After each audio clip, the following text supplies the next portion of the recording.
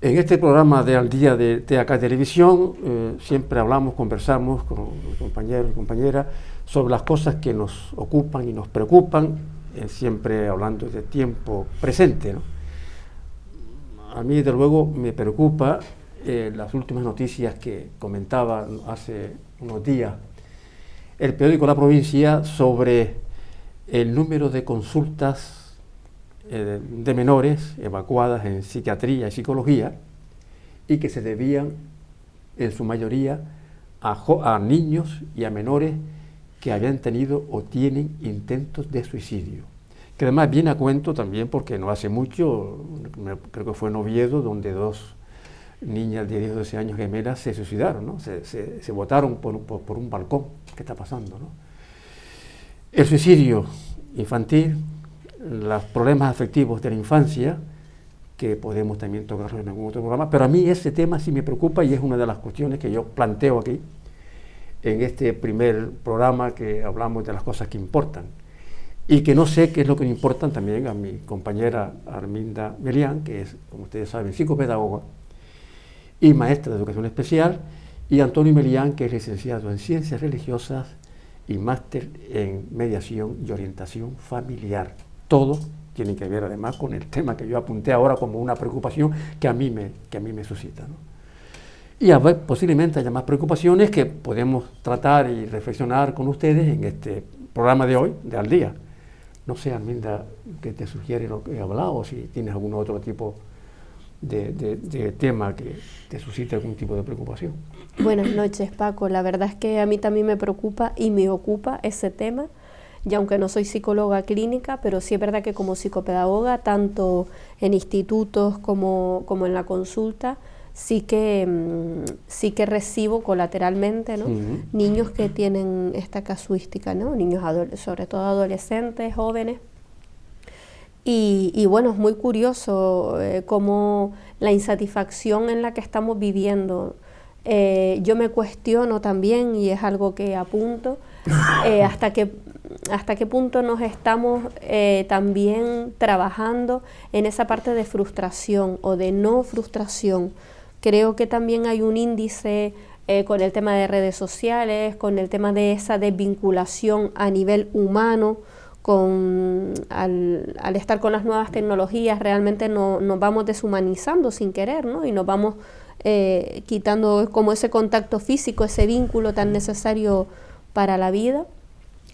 Y creo que también nos ayuda a ir gestionando y escapando, no a gestionar, sino ir escapando en algunas de las frustraciones o algunas de las tristezas que vamos teniendo, e incluso el catalizador, es decir, a veces cuando estamos tristes, el ver el Instagram todavía nos pone más tristes, nos pone más insatisfechos con nuestra vida, porque como sabemos hay muchas cosas en redes sociales que en la gran mayoría no son ciertas o que colocan de aquella manera, ¿no? Sí. Entonces todo esto yo creo que hace ahí como un cóctel molotov en unas edades en las que estamos con crisis de identidad como algo per se, como algo lógico, como algo necesario para esa madurez personal y para ese seguir avanzando como seres humanos, y realmente es una cuestión delicada, ¿no? Porque se juntan, yo creo, se unen varios factores en esta sociedad actual que no está ayudando, y a la vista está porque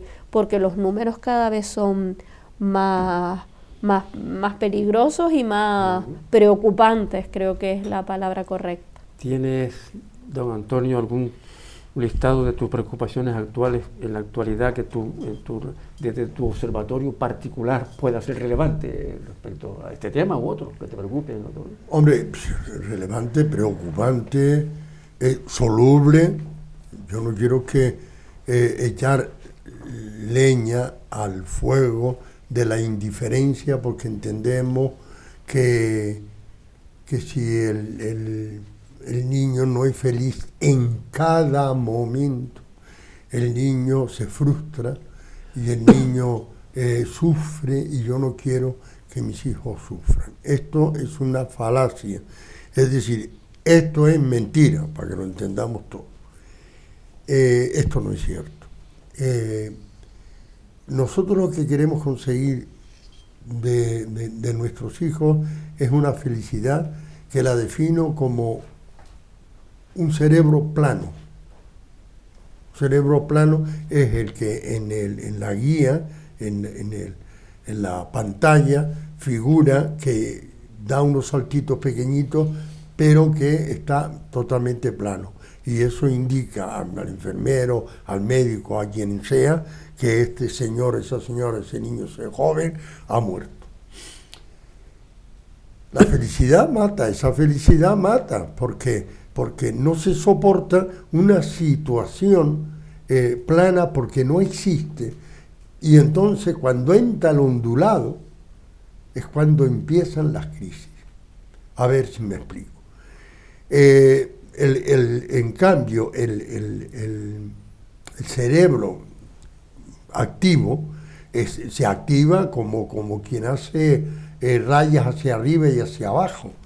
Entonces se activa hacia arriba, se desactiva hacia abajo, pero está vivo ese tal. La felicidad es lo mismo. Para ser feliz se necesitan bajos. Para estar en alto se necesitan bajos.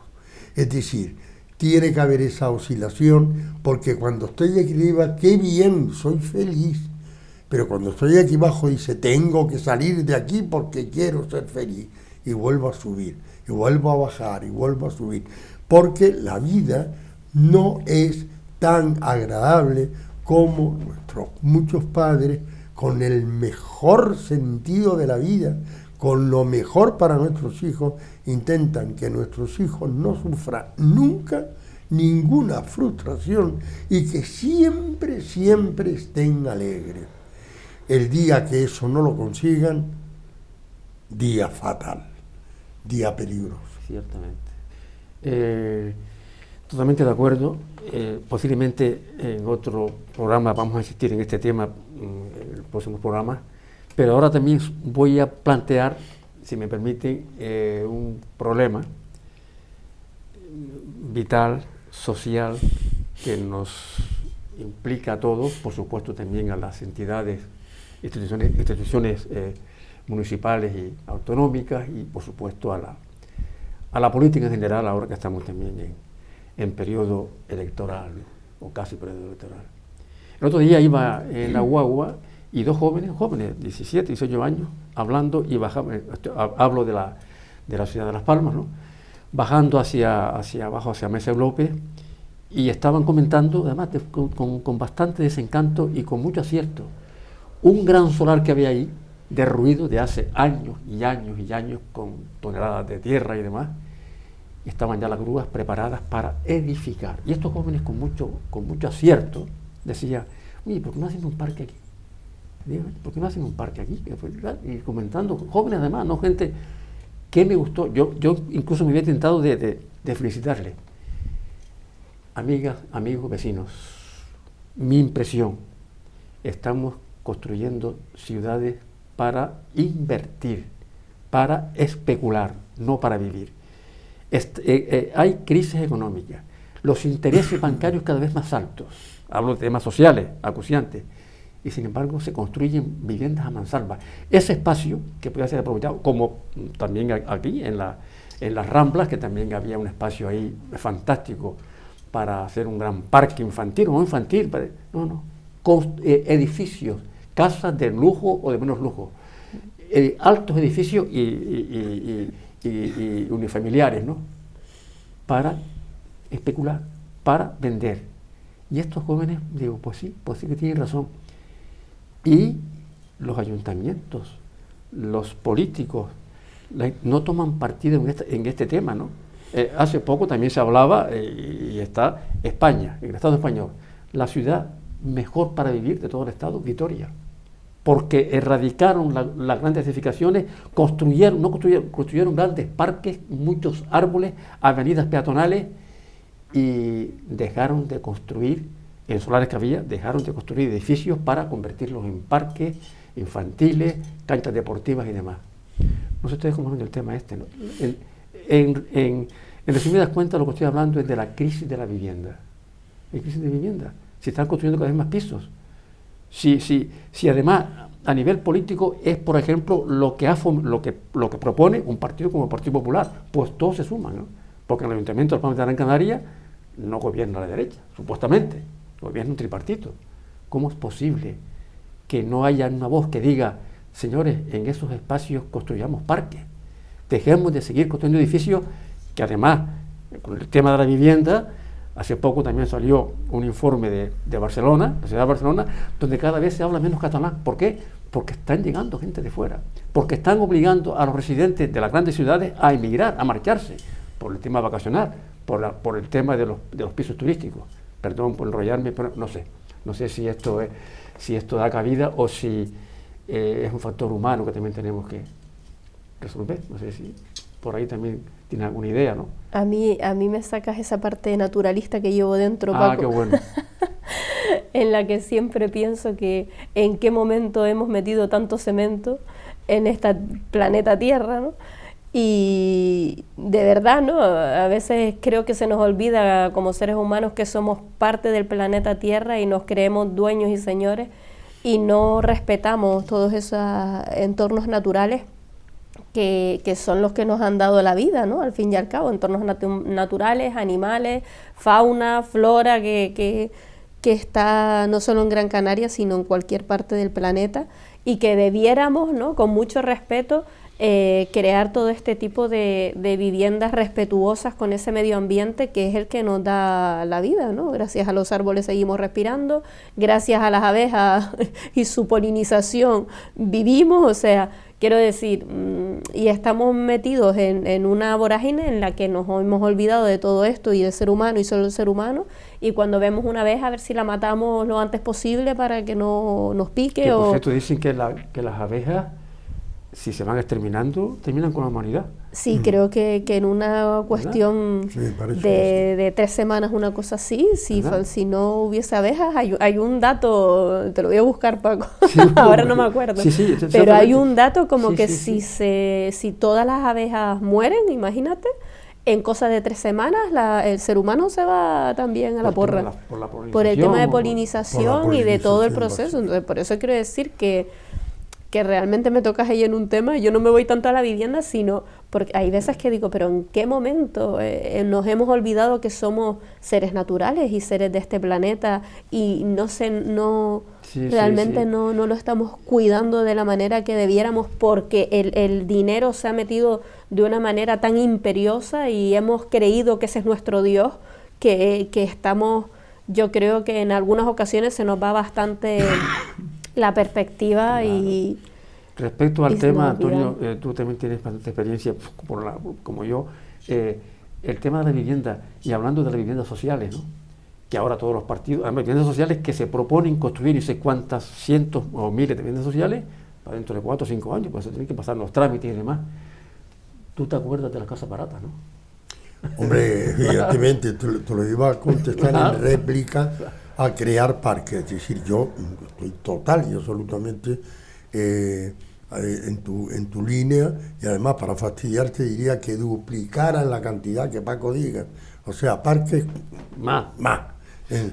Pero en el parque no me gusta que la gente busque mantas y se acueste bajo los bancos.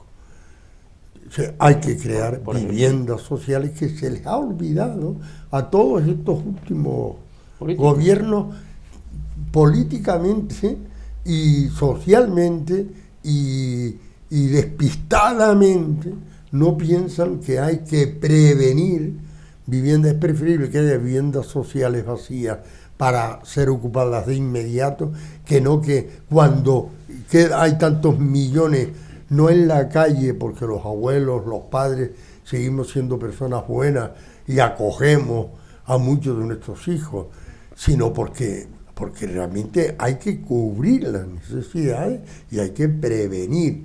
Todo el mundo sabe cuántos niños habrán en el 2018. ¿Sabe? Todo el mundo estadísticamente está en la calle. Sí. Pero no saben cuántas viviendas se precisan de aquí al 2018 para cubrir mínimamente las necesidades de vivienda. Esto no se ha hecho. No se ha hecho por por falta de sensibilidad social y falta de estar en la calle. Yo no sé, te vas a los países nórdicos y dicen, tú quieres venir a hablar con un ministro, estamos en Finlandia, tú quieres venir, te vienes de 10:30 a 11:30, en este cafetín, en este bar, se reúnen todo el gobierno a tomar café. Se reunían porque creo que ahora hay una serie de vetos por los magnicidios que se han cometido en Suecia, en Finlandia, en Noruega, en Dinamarca creo que también se produjo. Entonces, yo creo que el patear la calle nos viene bien a todos y saber cuáles son las necesidades imperativas. Y entonces, ¿cómo es posible que diversos gobiernos de diversos colores se hayan olvidado, en 40 años se hayan olvidado de fabricar viviendas sociales? 40 o quizás 20. Sí. Pero por Dios. Que incluso se hablaba, es verdad, en la época de Franco, con el nombres dedicados a José Antonio Franco, patronato famoso, ¿no? Sí. Se construyeron viviendas sociales y además no es ningún dato negativo, ni es real, eran buenas viviendas, Eran las famosas casas baratas de aquí de Canarias y de ciertos barrios, son viviendas en las que mucha gente mayor ya te dice, no, construidas con hierro y cemento, en muy buen estado, ¿no? Claro, también es verdad que se dice que en tiempo de Franco se construyeron viviendas sociales, ya existían en el tiempo de la República, como también se habla, es que Franco fue el que innovó e implantó la seguridad social. No, ya estaba implantada en el tiempo de la República. Franco se aprovechó de su bien, en ese aspecto, ¿no? Me refiero, no Franco, el gobierno de Franco, ¿no? Para mantener. Y eran las famosas casas baratas. Claro, casas baratas, pero eran casas efectivamente baratas, lo que tocaba de apuntar. Yo creo que aquí en Canarias, hace 30 o 40 años, muy pocas viviendas sociales, ¿no? Incluso algunas en muy mal estado, ¿no? Sí, no, hay zonas muy conservadas, ¿no? Totalmente. Hay otras como La Paterna y tal que están tendiendo a desaparecer, pero hay zonas donde, qué sé yo, la misma zona de las 74 viviendas de la zona de Buenavista, allí viví yo. Entonces, esas viviendas que se hicieron de protección oficial, que ocuparon básicamente, les gustó mucho la planificación, turistas que andaban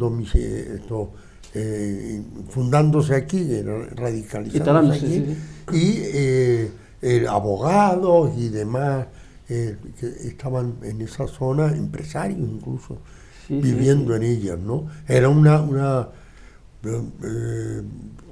pudo haberse creado eso en los años 40, 50, 60, pues yo las vi construir y estaban bien, relativamente bien, vivimos allí muchos años. Sí, yo también he vivido. Y perdona que le tocaba a Minda. Sí. No, encantado de escucharla. ¿Viviendas que se llamaban de protección oficial? No, yo antes de terminar de la palabra, sí me gustaría que Alminda hiciera una explicación, de alguna manera que lo tiene hecho el trabajo, por eso digo que lo rumie un poquito antes que termine, sobre la frustración y la frustración, cómo actúa el cerebro cuando se produce frustración y qué recursos tiene el propio cerebro para aupar la frustración por sí misma, autoprotegerse de la frustración y salir de ella. Bien, es un tema interesante que enlaza con lo que antes apuntamos, un tema educativo fundamentalmente, y también psicopedagógico, claro. Vamos a apuntar sobre estas cuestiones después de esta pausa, ¿sí?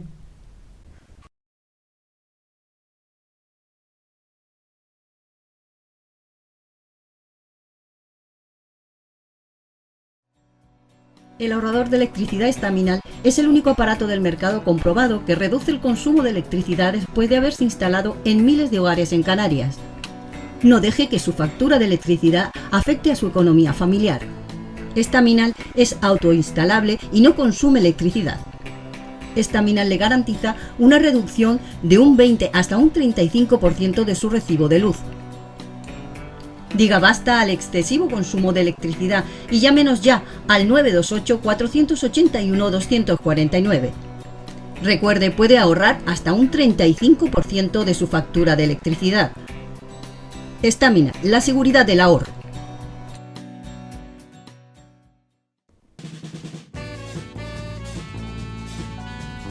El ahorrador de electricidad Staminal, tras muchos años de instalación en Canarias y ser elegido como producto del año en ahorro energético a nivel nacional, le ofrece la posibilidad de ahorrar de un 15 hasta un 35% de su consumo en su factura de electricidad.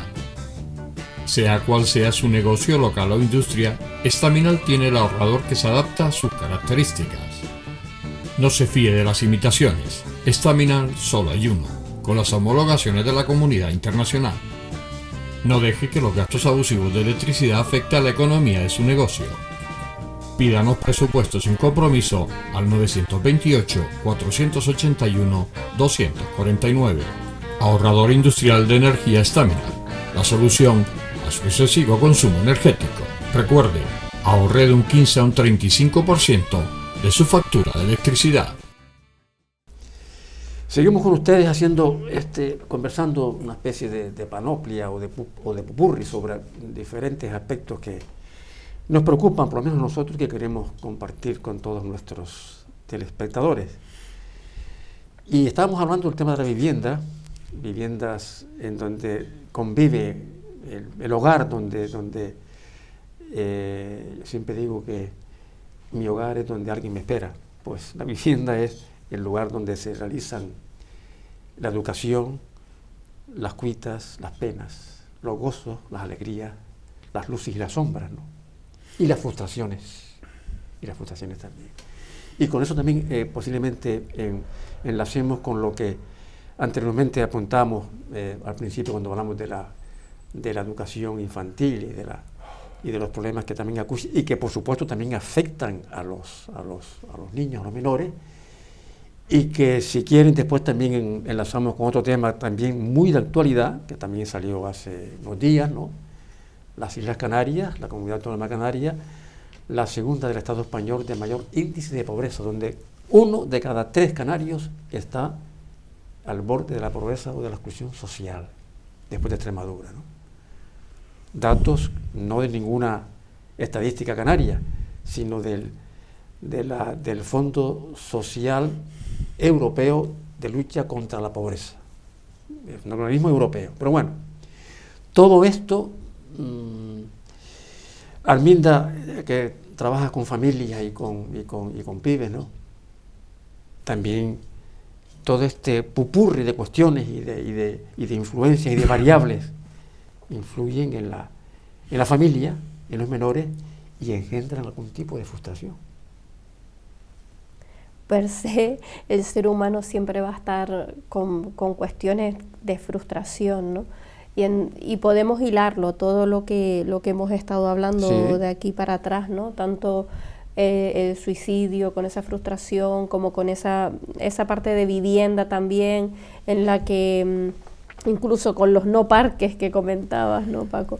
De estar en casas un poco hacinados también de alguna manera, en donde los entornos naturales no estén cerca, o ¿por qué? Por lo que hablamos en muchas ocasiones, ¿no? Que toda esa parte de la hormona del estrés, que es la hormona del cortisol, cuando estamos frustrados, como se baja o como reduce, es gracias a los entornos naturales, gracias a poder hacer ejercicio, gracias a también los entornos sociales. Si nos estamos quedando con esos entornos, si nos estamos quedando sin esos entornos sociales, mejor dicho, sin esos entornos naturales a nivel de ciudad, y lo que tenemos como entorno de relación son las redes sociales, que no dejan de ser máquinas y no humanos, aunque detrás haya humanos, pero que humanos, ahí podemos hacer otro programa en breve de también el ciberacoso y un claro, montón de cuestiones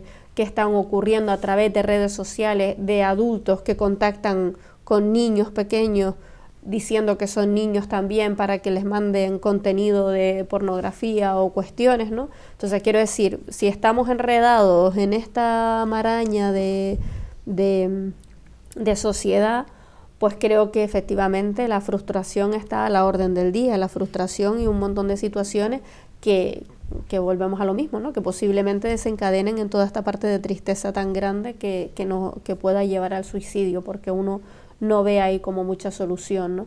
Y antes también me quedé con la ganas de comentar con respecto al suicidio, que a veces no es la ganas de morirse, es la ganas de estar bien, ¿no? Eso creo que es básico.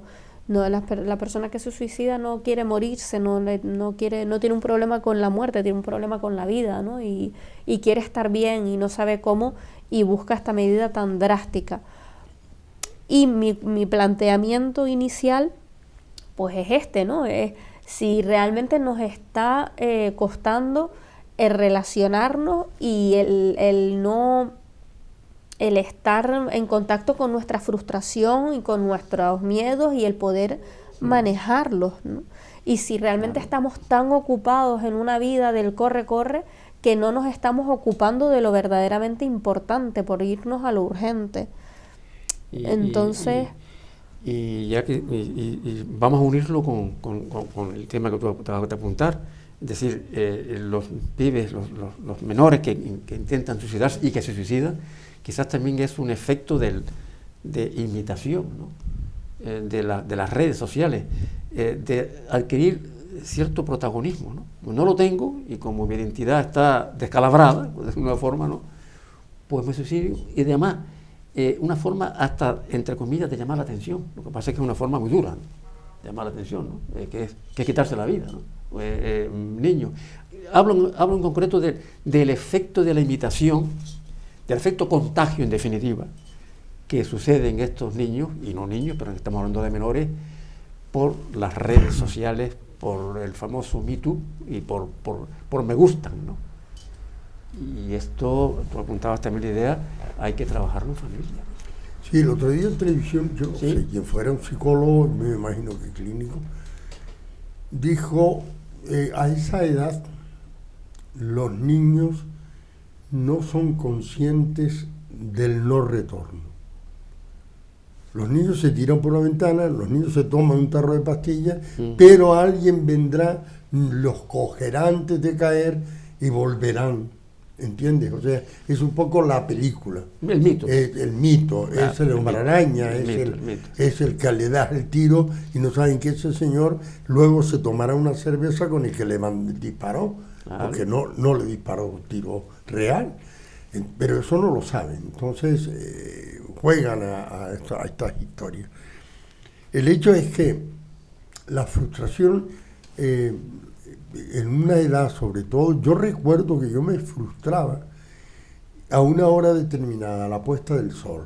En casa no había luz eléctrica ni nada que lo soñaran. Éramos privilegiados con respecto a la luz porque junto a nosotros había un motor de pozo que claro, se trabajaba con luces de carburo. Daba luz. Y entonces mi padre, que era uno de los trabajadores de allí, tenía una o dos luces que lo compraba y cargaba con el carburo. Con el carburo, con las piedras. ¿Sí? Correcto. Entonces yo me metía en un rincón y me dejaba llevar y caía en el pozo más terrible. Ahí surgieron, ¿seré yo adoptado? ¿No seré hijo de esta gente? Surgió aquello de ¿para qué sirvo yo? Nadie cuenta conmigo. Surgieron cosas de este tipo, que luego me entero, ya mayorcito, me entero que nos pasa a todos pasamos por ahí. Y cuando ya yo me asustaba por la caída que estaba produciendo automáticamente, personalmente yo, cuando me asustaba, me levantaba, echaba a correr y me metía donde había luz y mucha gente. Vamos, mucha gente, 2, 3, 4 personas, ¿no? Que no habíamos muchos más en casa. Entonces, y allí entraba en una conversación, la que fuera, y bien escuchando, bien participando en la conversación. Claro. O sea, me venía arriba. Claro. Esto es lo que yo quiero decirles, padres, madres, que nos asustamos con esta historia. Perdemos el sueño. Pero ¿por qué no enseñamos a nuestros hijos de la misma manera que satisfacemos sus ilusiones? Se empeñó en venir y yo, que más remedio, vine y lo acompañé para que el niño sea feliz.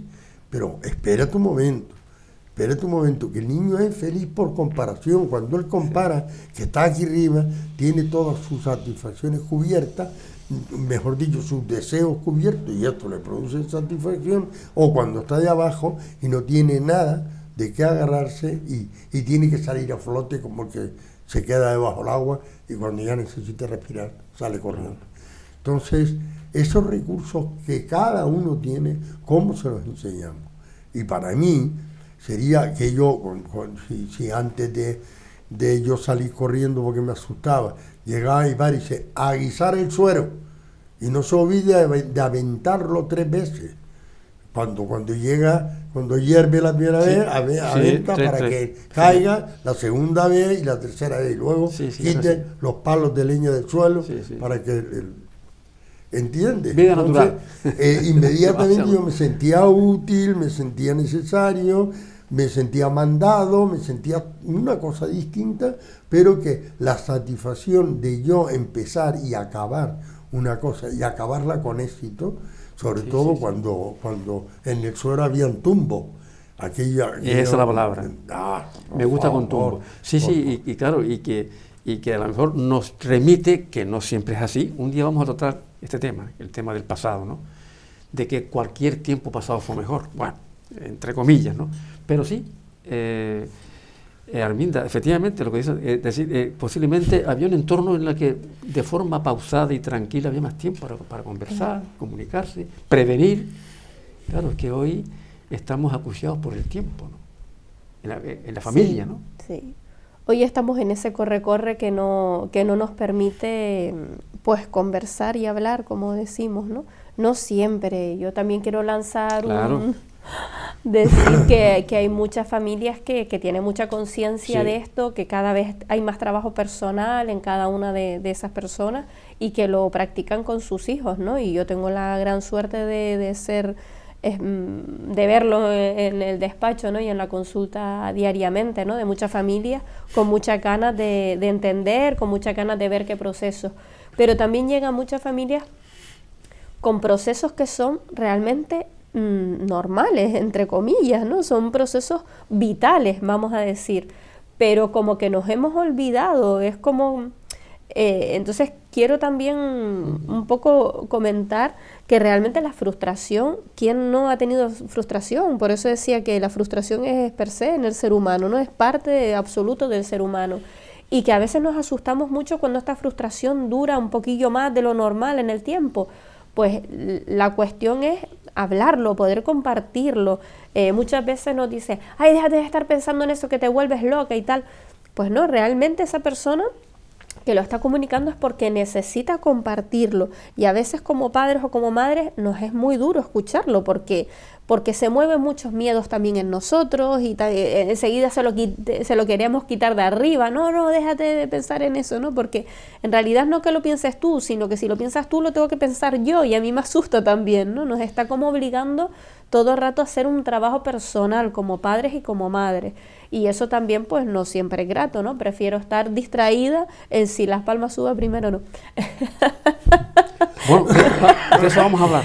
Entonces, quiero decir, prefiero estar en otras cosas, ¿no? Los sentimientos o las emociones positivas siempre son mucho más agradables, ¿no? Pero contrale, creo que deberíamos estar también muy en ese, y bueno, yo lo sé, ¿no? Que en los centros escolares y cada vez más en las casas tenemos cada vez más conciencia de esa parte de trabajar las emociones, también las negativas, pero no para quitárnosla de arriba, sino para hablar, entonces creo que faltan, como bien decían, esos entornos sociales que sí habían antes, en el que se hablaba del hastío que estaba sintiendo en estos meses o de tal cosa, y entonces lo pones en común, y cuando lo pones en común parece que las penas compartidas pesan menos, pero ahora vuelvo a las redes sociales, ¿no? La pobre parece que... Pero realmente ahora ya no lo compartes, o lo compartes por un WhatsApp, que es bastante más frío, pero... el otro que salió en Instagram diciendo que es maravilloso y estupendo no te va a decir que no, que él también lo está pasando, o te lo dice pero de una manera victimizada, esa es otra, ¿no? Hay ahí también una parte en la que nos vamos a los polos, ¿no? O somos superhéroes o somos super víctimas, y esa parte víctima no ayuda tampoco, porque el víctima las cosas le suceden, no se responsabiliza él de su vida. Y como no se responsabiliza, no le salen recursos para afrontar aquello, ¿no? Entonces, cuidado con eso también, ¿no? Yo creo que también hay veces que a nuestros hijos, al no hacerlos responsables, como bien decías, Antonio, de tareas, de cosas, de su propia vida, a veces los victimizamos, ¿no? Y ellos se sienten sobreprotegidos de tal manera que no se sienten capaces dice, bueno, si mi madre y mi padre no creen en mí porque todo el rato me están sobreprotegiendo y tengo ya 28 años, o 17 o 18 o 20, pues debe ser que no soy capaz, no soy apto para poder hacerme cargo y coger las riendas de mi vida. Pues no, pues es error, ¿no? Realmente claro que lo eres. Aquí quien debiera mirarse es mamá o papá, que están con mucho miedo y te están sobreprotegiendo demasiado, ¿no? Entonces, también muchas veces esa no responsabilidad es lo que yo veo en consulta, que a los chicos es lo que les produce esa desazón y ese hastío y ese, pues, no sé, ¿no? Porque no cogen las riendas de su vida o no les estamos dejando acogerlas, ¿no? Y al hilo de lo que comentabas someramente, ¿no? Como se dice en el lenguaje futbolero, me lo pone botando, ¿no? Las palmas que sube a primera, como aquí, primera división, fantástico, muy bonito, todo muy bien, ¿no? Y de eso vamos a hablar ahora, si les parece, después de esta pequeña pausa. Nos vemos.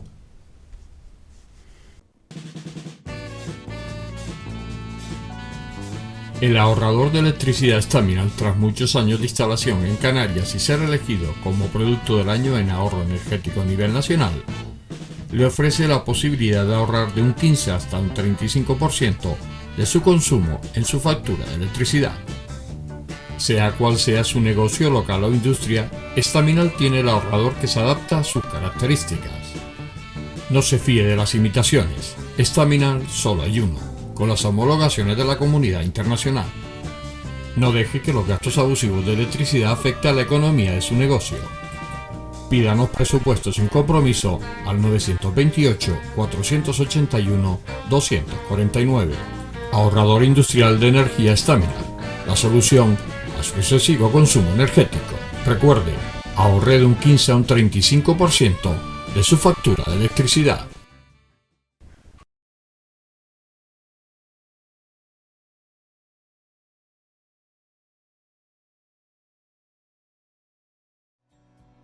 El ahorrador de electricidad Staminal es el único aparato del mercado comprobado que reduce el consumo de electricidad después de haberse instalado en miles de hogares en Canarias.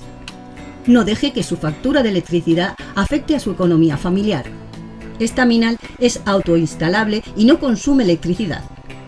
Staminal le garantiza una reducción de un 20 hasta un 35% de su recibo de luz. Diga basta al excesivo consumo de electricidad y llámenos ya al 928-481-249. Recuerde, puede ahorrar hasta un 35% de su factura de electricidad. Staminal, la seguridad del ahorro. Y hablando de frustraciones que también existen en el ambiente futbolero, por cierto, a raíz de hace semanas de esta corriente racista que ha existido en el fútbol español, con repercusión mundial, en la que el propio presidente de Brasil se erigió en defensa de un jugador, gran jugador de fútbol, por cierto, de Real Madrid, ¿no? Gran jugador de color negro, ¿no? Quizás se le agrede, no solamente por negro, sino porque juega muy bien, como también ha pasado con otros grandes jugadores, entre ellos el argentino Messi, claro. Y hablando de fútbol, que a mí me gusta el fútbol, ¿no? La frustración también que se engendra y está presente en la gente cuando un equipo pierde, cuando un equipo no sube de categoría y demás. Y hablando de esa frustración que a veces se concreta en gritos y en insultos en la grada, sobre todo en primera línea de la grada, y les voy a poner un ejemplo del que Antonio posiblemente también fue testigo. Yo iba antes al Estadio Insular, Las Palmas, el Estadio Insular de aquí de la ciudad de Las Palmas, hace 40 años, años 60 y demás. Al equipo contrario, cuando marcaba un gol, el equipo contrario se le aplaudía. Un bello gol, se le aplaudía. Sí, era buen partido, buen gol. Buen gol, se le aplaudía. Se le aplaudía al Barcelona, contra el Madrid, del Real Madrid, del Málaga o del Hércules en aquella época, o sea, ¿no? Luego vino una segunda etapa, se silenciaba, marcaba un gol, un gran gol, el equipo contrario se silenciaba, no queda más remedio. Y ahora estamos en una tercera dramática y agresiva parte. Ahora se le insulta, se le llama hijo de puta, hablando medio pronto, a un jugador de fútbol del equipo contrario, sobre todo las masas que están en primera fila. Hemos retrocedido claramente en cuanto a la educación futbolera y en cuanto a que no se soporta. Hay padres de familia que se gastan 250 euros en una entrada de fútbol para ir con sus hijos y luego no compran los libros. La frustración que engendra el fútbol es un deporte, unas veces se pierde, otras veces se gana. Pero yo voy a la idea, como decía también un gran futbolista, de fama mundial, posiblemente asesorado por asesores, no, es que el señor, estos individuos que me están gritando, que me están insultando, tienen derecho. Es que aquí se desahogan, y desahogan su frustración. Tiene razón, han pagado, no solo, por supuesto siempre se paga para ver ganar al propio equipo, no al equipo contrario. Y eso es una cosa seria, Antonio. Y yo creo que tú también tienes algo que decir, porque tú también asististe. Nosotros jugamos al fútbol. Y jugamos al fútbol en nuestros centros de Tafire, para divertirnos. Para divertirnos, para colaborar, para cooperar. Sí, yo tengo una experiencia que me erigí en capitán del equipo que teníamos, ¿no? Donde teníamos de centro delantero a Pepe Gómez, que era el mejor que jugaba con todo. Cómo tocaba el balón. Yo lo balón, tenía él de centro delantero, que pelota que tocaba. Como capitán siempre lo agarraba. Sí, y nunca se discutió su clase. Centrodelanterismo. Bueno, el hecho es que sí, que efectivamente. Lo que está ocurriendo es que con aquello de la libre expresión, de la libertad, 2, del derecho a expresarme, 3, de hacer lo que me da la gana, 4, de hacer lo que el cuerpo me pide, 5, esta subcultura que se está metiendo dogmáticamente, de forma indiscutible, es falso. Es falso. Y ya no se dice aquello de tu derecho empieza donde acaba el mío. Y me lo puedes tú decir al revés. Tu derecho acaba cuando empieza el mío. Entonces eso lo teníamos claro. Sabíamos lo que era una colisión de derechos. Sí. Yo pienso que este terreno es mío y te denuncio porque estás arando dentro de él. Luego se aportan unos elementos desconocidos para mí que demuestran que el terreno es de él. Entonces, eso es colisión de derechos. Yo creo que es mío, él cree que es de él, y entonces quien aporta pruebas gana. Y aquel pleito se celebra. Porque yo no quiero perder la amistad contigo, que eres mi vecino. Todo esto se ha perdido totalmente, ¿no? Claro. Nos sentimos dañados, nos sentimos ofendidos a la primera de cambio. A mí, yo me tuve que sentar, apoyarme en una barandilla, no sentarme porque estaban todos los bancos ocupados, en un pasillo que había aquí en La Ballena, entre campo de fútbol y campo de fútbol. Había un pasillo y algunos sitios para sentarse. Cuando un padre se levanta y dice, Germán, pártele las piernas. O sea, él no tenía inconveniente que le pegara tal entrada bestial que le partieran las piernas, por lo menos una, al contrincante, que no le dejaba realizar su juego. ¿Por qué? ¿Qué pasa por esa cabeza? Yo lo analicé mucho hasta que me recuperé. puede pasar por su cabeza que el padre, este padre que dijo esta burrada, quiera vivir de las rentas de un gran futbolista que es su hijo, y que el contrincante que tiene le está retrasando en su objetivo. Hay que eliminar al enemigo. Al contrario, sí, claro. No, ya lo contrario, es enemigo. Sí, entonces, peor, claro, si le vas a matar, sin pensar que el padre del otro también puede estar ilusionado con que estos son volver a la adolescencia, volver a la infancia, renunciar al derecho de hombre serio, de hombre formado, de hombre responsable. Y donde digo hombre, digo mujer. Y donde digo mujer, digo hombre joven, hombre mayor. Tenemos que volver a la realidad del derecho a vivir todos, no el derecho a vivir tú. Claro.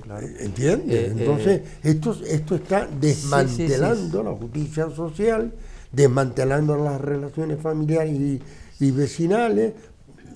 Es que es un poco, estamos volviendo a la tribu, o sea, mi tribu, yo defiendo fundamentalmente mi tribu. Mi y clan. Los primeros que llegan a esta conclusión son los jefes de tribu.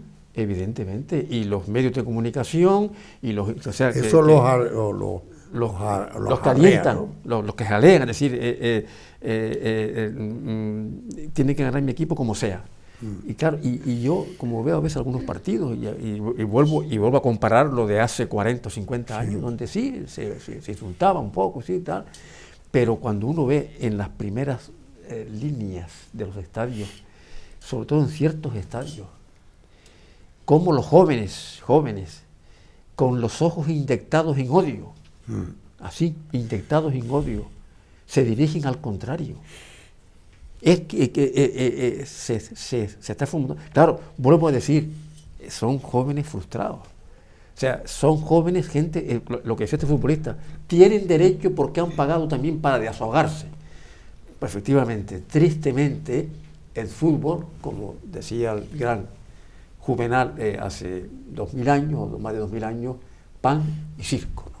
O sea, pan y fútbol, ¿no? El fútbol como un sucedáneo, ¿no? Pero que se está convirtiendo en ataques racistas, en insultos. No hace mucho también escuché de forma muy acertada, y además digo el nombre del entrenador, el entrenador del Barcelona. Pero no te olvides que lo que le duele a esta gente es que el que mejor juega en ese campo no sea blanco. Por ejemplo.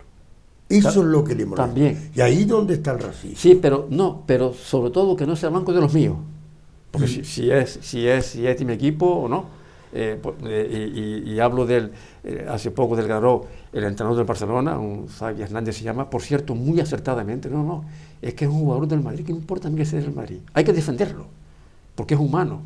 Y acertadamente lo que tú dices, correcto. Pero si es un negro de mi equipo, no pasa nada, ¿no? De mi equipo no pasa nada porque es de mi clan. Lo digo también, Arminda, porque y con eso estamos tocando un tema muy interesante, el tema de la frustración humana, ¿no? Frustración social. Es decir, ¿Y quién las paga? Claro, y que tú lo apuntabas. Mi objetivo está, y toda mi ilusión está en que mi equipo haya subido a primera división, o no baje, lo que sea. Esa es mi ilusión. Señores, hay otras prioritarias, mucho más importantes. Tengo para mí, y yo intento inculcarlo. Es muy importante. Aunque quieras que gane tu equipo, de acuerdo, ¿no? Pero que no gane de cualquier manera y que no sea a costa de la agresividad, del odio. Yo decía al contrario, tú decías otra cosa. El enemigo. El clasismo y el enemigo. Lo que es una pena que es justo. Una de las cosas que nos ayuda a manejar toda esa parte de frustración también, que es el deporte, porque haciendo deporte hay un montón de hormonas y neurotransmisores que van a favor del no estrés, que al final nos genere más estrés, ¿no? Es curioso como mínimo. Perdón. Y sobre todo, pues que no podamos per se también el tema de la deportividad, ¿no? Justo el deporte habla de un montón de valores, ¿no? De ese compañerismo, de no pasa nada a todos nos gusta el mismo deporte y somos iguales por ello, ¿no? Somos parecidos porque realmente compartimos deporte, compartimos pasión. Y al margen de que tú seas de un equipo y yo sea del otro, pero incluso como jugadores, ¿no? Yo jugaba al voleibol en su momento y siempre nos saludábamos a cada compañera y cuando terminábamos el partido, oye, bien jugado, ¿no? Y siempre te saludaba. Es más, el otro día fui a comprar un mueble y la persona que me atendió me dijo, oye, yo te conozco. Digo, oye, yo también. ¿Tú vas al vóley? Y digo, sí. ¿Tú eras de tal equipo? No. Ah, no, claro, tú eras del otro, tal, no sé qué. Entonces nos habíamos conocido en varias liguillas, nos habíamos encontrado y nos habían, ¿sabes? Y había como buena historia, ¿no? Y como que ese día que nos reencontramos, oye, ¿cómo estás? ¿Y cómo te va? Y tal cosa. Y creo que al final esa es la vida, ¿no? Que somos seres humanos y que hay deportividad. También te comento, cada vez más se ve que esto se está haciendo como lo que comentaba, ¿no? De los griteríos, del en contra del otro y tal, se está haciendo como, se está instaurando de alguna manera que se están poniendo incluso sanciones. Y yo hablaba de ese entrenador, un entrenador de la élite, ¿no? Que incluso decía muy acertadamente, de Barcelona, ¿no? Decía, oye, ya estoy harto ya de que me insulten. Se pone en su banquillo y detrás insultando, pero ¿yo qué he hecho? Y él ponía un ejemplo además muy acertado, muy pedagógico. ¿Ustedes se imaginan que un señor de fuera esté insultando a un trabajador que está haciendo una casa? Insultándole. El trabajador lo que hará, agarra un canto y se lo tiene en la cabeza. Porque ya estamos hartos ya, pero estamos instalados en la dinámica del insulto. Yo recuerdo además un comentarista, no recuerdo real, hace unos años, un periodista de Barcelona, como los hay de otras partes, ¿no? Que decía respecto al Real Madrid, que es el equipo contrario, pero no el adversario, el equipo contrario, con el que se deben llevar bien, ¿no? Que todo niño que nazca en Barcelona tiene que tener inoculado, inyectado en sus genes el odio al blanco, o sea, el odio al Real Madrid. O sea, así, eso es lo que estamos generando, fomentado por los medios de comunicación, por ciertos medios de comunicación que son totalmente parciales, sobre todo periodistas y demás, y estamos colaborando a lo que dijimos anteriormente, ¿no? A esas vallas, a esos graderíos donde solamente les queda, bueno, pasó hace una semana, el campeón de liga, de forma merecida, el Barcelona, cuando estaba celebrando en el campo tranquilamente, en el campo del Español, una marabunda se lanzó al campo a por los jugadores que estaban celebrando el título. Sí, señor. La tribu, el ejemplo de la tribu, o sea, es una cosa, bueno, y si hablamos, por ejemplo, de Buenos Aires, con famosas barras, ¿no? Famosas barras hooligan y que son aficionados, donde las familias no pueden llevar a los niños al campo, porque es una cosa terrible, ¿no? Una cosa de odio, ¿no? O sea, que no hablamos de España, de Canarias, hablo también de general. En Inglaterra hay cierto... Bueno, y en España también hay estadios donde se respeta. Ahora mismo puedo hablar libremente, porque me gusta el fútbol, ¿no? El estadio del Athletic Bilbao, donde se suele aplaudir al contrario. Todavía queda ese señorío, ¿no? Del País Vasco, incluso también. Pero bueno, estamos hablando de este tema y hemos terminado por hablar un poco también de la frustración social que tiene mucho que ver con el fútbol, muy de actualidad en nuestra comunidad autónoma canaria y en todo el mundo, ¿no? Nos vemos, si ustedes quieren y lo desean, la próxima semana en Al Día. Hasta luego.